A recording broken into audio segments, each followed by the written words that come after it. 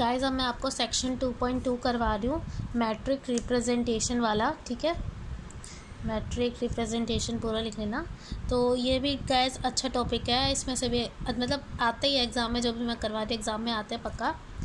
But बात यह है समझने की, ठीक है, थोड़ा सा अलग होता है तरीका, बट अच्छा खासा आपको समझ आ जाएगा। देखिए, तो ये छोटा सा एग्जांपल मैंने लिया है। एक हमारे पास वी है, ठीक है, यहाँ पर हमें वी दे रखा है P2 R से बिलोंग कर रहा है, ठीक है, और हमें बेसिस दे रखी है बीटा इस फॉर्म की। स्टैंडर्ड बेसिस किसकी है? वी की। ऑब्वियसली आप जानते हैं P2 पॉलिनोमियल की बेसिस क्या होती है, स्टैंडर्ड यही होती है, ठीक है। अब आपको एक फंक्शन दे रखा है, उसमें आपको फाइंड करना है एफ ऑफ बीटा, ठीक है, एफ ऑफ बीटा। अब देखो इसको फाइंड कैसे करते हैं। देखो एफ जो इस ब्रैकेट के अंदर लिखा होता है ना, उस पर हम अप्लाई करते हैं किसको, जो नीचे हमें यहाँ पर नीचे दे रखा होता है एक तरीके से, ठीक है। तो फंक्शन है, अब मैं फंक्शन को ऐसे ही लिख दूँगी पूरा का पूरा। एफ ऑफ एक्स हमें क्या दे रखा है? 4, ठीक है, 4 एंड प्लस में 6 एंड माइनस में 7, यहाँ पे प्लस में 7। अब मैं इतना दूर दूर क्यों लिख रही हूँ? वो इसीलिए, देखो इसको है ना हम एक्सप्रेस किस फॉर्म में करेंगे, जो यहाँ नीचे दे रखा है। वो नीचे क्या दे रखा है? बीटा। बीटा क्या है हमारा? 1x² तो एक तरीके से जो 1 है ना, जहाँ पर कांस्टेंट होगा वहाँ पर 1 को लाना है मुझे। तो मतलब 4 × 1 क्या हो जाएगा? 4 ही देगा, और चेंज भी नहीं होनी चाहिए इनइक्वालिटी। उसके बाद x है, अब देखो 6 के पास x है ना, तो इसको x का एज इट इज़ ही रखेंगे, ठीक है। अब x² 7 के पास है, तो यहाँ पर आ जाएगा x का स्क्वायर, ठीक है, और यहाँ पर क्या आ जाएगा? -7, ठीक है। एक तरीके से यहाँ पे प्लस प्लस की फॉर्म में हो जाएगी, और इसको मैंने इस बीटा की तरह रिप्रेजेंट कर दिया ना एक तरीके से, कि पहले 1 आ रहा है, फिर x आ गया, फिर x² आ गया, जो हमें फंक्शन दे रखा है, ठीक है। तो इसको जो होता है ना, लिखने का तरीका क्या कहते हैं इसको? अब देखो इसको लिखेंगे कैसे, ये हो गया। अब देखो ये जो है ना हमारा, ये पहला वाला जो होता है ना वो A1 हो जाएगा, दूसरा वाला A2 हो जाएगा, और तीसरा वाला A3 हो जाएगा। इसका मतलब ये है कि ये जो हम एफ ऑफ बीटा निकालना चाहते हैं ना, वो इसको लिखते कैसे हैं? इसको ऐसे मैट्रिक की फॉर्म में बना के 4 पहले आएगा, देन A2 6 है, और A3 क्या है मेरा? -7, और ऐसे इस मैट्रिक की फॉर्म में इसको ऐसे बंद कर देते हैं। और याद रखना इसको ऐसे वर्टिकली ही लिखते हैं, हमेशा वर्टिकली लिखते हैं। अब देखो जब एक हो ना, जब यहाँ पर, तब तो चल जाता है, तब तो ये बहुत आसान है, और एक वाला आता भी नहीं है देखा जाए तो। ये 2 वाले आते हैं, जैसे कि आपको यहाँ पर t दे रखा है और बोल रखा है कि बीटा ओवर y, ठीक है, इसको बोलते हैं बीटा ओवर y, ठीक है। मतलब कि दोनों की दोनों यहाँ पे बेसिस ही होती हैं। देखो यहाँ पे बोल रखा है, एक मेरे पास ट्रांसफॉर्मेशन है, ट्रांसफॉर्मेशन हो रहा है कहाँ से? R² से क्यूब पे। एक लीनियर ट्रांसफॉर्मेशन हो रखा है, ट्रांसफॉर्मेशन कैसे डिफाइन कर रखा है, मुझे फाइंड करना है। इसमें भी ये मैट्रिक रिप्रेजेंटेशन ये फाइंड करनी है। यहाँ पे बोल रखा है बीटा और गामा क्या है? स्टैंडर्ड बेसिस है V और W की रिस्पेक्टिवली। तो बीटा किसकी बेसिस है? R² की, और R³ की बेसिस कौन है? गामा। तो यहाँ पे सबसे पहले आपको स्टैंडर्ड बेसिस ही लिखने हैं। तो R², उसकी बेसिस पेयर की फॉर्म में होती है, R² है तो मतलब कि 2 होंगी, ठीक है, 2 इन द सेंस उस 2 के पेयर के ऑर्डर्ड पेयर में होगी, ठीक है। तो ये जो मेरा बीटा है, बीटा से रिप्रेजेंट हो रही है ना इसकी R की बेसिस, तो मैं बीटा से ही रिप्रेजेंट कर रही हूँ, ठीक है इसको। तो जब ये बीटा से रिप्रेजेंट हो रही है तो दिखती कैसी है? ये 1 0 0 1 के ऑर्डर्ड पेयर में, तो 1 0 और दूसरी हो जाएगी 0 1, ठीक है। बीटा हो गई बेसिस। अब देखो गामा कौन सी बेसिस होगी?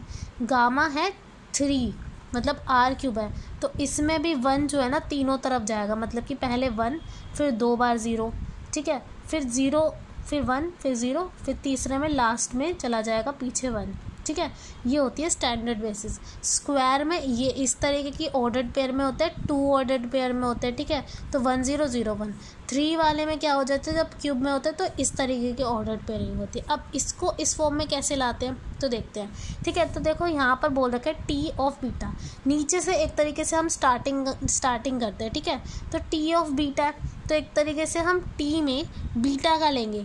बीटा की मेरी क्या है? 1 0, तो मैं 1 0 लूँगी, ठीक है। T of beta over gamma बाद में करते हैं, टी ऑफ बीटा पहले करते हैं। देखो टी ऑफ बीटा हो गया, मतलब कि टी में मैं बीटा के ले रही हूँ। बीटा का मैंने सबसे पहला 1 ले लिया, मतलब कि एक सिंगल वाला ये है ना 1 0, उसके मतलब क्या है? अब टी का मतलब तो ये ना ट्रांसफॉर्मेशन लगा रही हूँ मैं, तो ट्रांसफॉर्मेशन हो कैसे रहा है? देखो इस तरीके से हो रहा है। तो यहाँ पर पहले कॉलम में क्या आ रहा है? पहले कॉलम में आ रहा है A1 प्लस में 3 टाइम्स ऑफ A2, तो A1 मतलब कि 1, और प्लस में 3 टाइम्स ऑफ A2 मतलब 0 ही है, तो आएगा पहले में 1 आ गया, दूसरे कॉलम में तो 0 ही है, और तीसरे कॉलम में क्या 2 टाइम्स ऑफ A1 मतलब कि 2 हो जाएगा, और -4 और A2 मेरा क्या है 0 है, तो यहाँ पर एक तरीके से मेरा आ गया 2। आई होप आपको समझ आ गया होगा ये मैंने कैसे लिखा, इसके ट्रांसफॉर्मेशन जैसे रिप्रेजेंट कर रखा है इस एक तरीके से। ये मेरी A1 की वैल्यू हुई, ये मेरा ना A1 हो गया, ठीक है, और ये मेरी A2 की वैल्यू होगी जो मैंने इस तरीके से फॉर्म में ओपन करी है। अब ये वैल्यूज़ आ गई, अब इस वैल्यू को है ना मैं ओवर गामा जो दे रखा है उस तरीके से रिप्रेजेंट करूँगी। अब देखो मेरा गामा जो है ना ये इस तरीके से, जैसे मैंने इसको रिप्रेजेंट करा बीटा की फॉर्म में, वैसे ही मैं इसको गामा की रिप्रेजेंट करूँगी। अब देखो वो कैसे करती हूँ, अब देखो मेरा गामा कैसे है, 1 है सबसे पहले, सबसे स्टार्टिंग वाले में 1 है, उसके बाद पीछे जो 0 है, तो मैं क्या करूँगी यहाँ पर स्टार्टिंग वाले में 1 रख दूँगी, पीछे दोनों 0 लगा दूँगी, ठीक है, प्लस जोड़ दो। 0 में क्या होता है, 0 से कोई भी चीज़ ऐड होगी तो वही चीज़ मिल जाती है ना हमें, तो वही बात है। अब देखो बीच वाले में मुझे 1 लाना है, जब मुझे अब यहाँ इतना हो गया, ठीक है, 0 0 0 1 0 0। अब एक तरीके से मैं इसको भी 0 0 0 की तरह ओपन कर रही हूँ, ठीक है, एंड तीसरे वाले को मैं 0 0 2 में, मतलब एक तरीके से इनको है ना अलग अलग कर रही हूँ, मतलब 1 वाले को अलग कर दिया, 0 वाले को अलग कर दिया, 2 वाले को अलग कर दिया। अब देखो जब मैं अगर मैं इसको ऐड भी करूँगी तो जब ये ऐड होता है, ये ऑर्डर पेयर में जब भी ऐड होते हैं तो एक तरीके से कंपोनेंट वाइज ऐड नहीं होते, मतलब कि फर्स्ट वाला एलिमेंट फर्स्ट वाले एलिमेंट के साथ ऐड होता है। 1 0 0 क्या आएगा, 1 ही तो आएगा, 0 0 0 0 ही तो आ रहा है, 0 0 2 2 ही तो आ रहा है। जब ये ऐसे ऑर्डर्ड पेयर में होते तो कंपोनेंट वाइज ऐड कर देना, तो वही मैंने इसको ओपन करके लिख दिया। ये आपको ना हैबिट हो जाएगी एक तरीके से। अब आपको ना इसकी फॉर्म में रिप्रेजेंट करना है आपको, तो ये इसका 1 टाइम्स हो जाएगा, इस वाले का ये इसका 1 टाइम हो गया, इस वाले का ये कितना टाइम्स होगा, 0 टाइम्स होगा एक तरीके से, 0 1 0 लिख दो। अब देखो यहाँ पे मैंने 0 से 1 क्यों कर दिया, क्योंकि ये इसका 0 टाइम्स है, एक तरीके से मैंने इसको अंदर जाके 0 मल्टीप्लाई होगा तो 0 नहीं दे देगा, तो मैं अंदर तरीके से नंबरिंग चेंज भी कर सकती हूँ, राइट। और ये भी इसका मुझे क्या कर देना, मैं इसको 2 टाइम्स कर देती हूँ, और ये किसकी फॉर्म में रिप्रेजेंट कर दिया, इसके इस गामा की फॉर्म में। देखो 1 0 0 0 1 0 0 0 1, ठीक है, बस आगे के जो कॉम्पोनेंट मिले ना वो मुझे चाहिए अब, ठीक है। तो इसको लिखने का तरीका क्या है, T ऑफ 1 0 ओवर गामा, अब गामा नीचे आ जाएगा, ठीक है। देखो ऑल्दो यहाँ पर ये जो वाला करा था ना मैं बीटा वाला, वो बीटा नीचे ही था, बट द पॉइंट इज़ यहाँ पर जो बीटा ना वो अंदर चला गया, अब गामा इसीलिए यहाँ पे नीचे आ गया।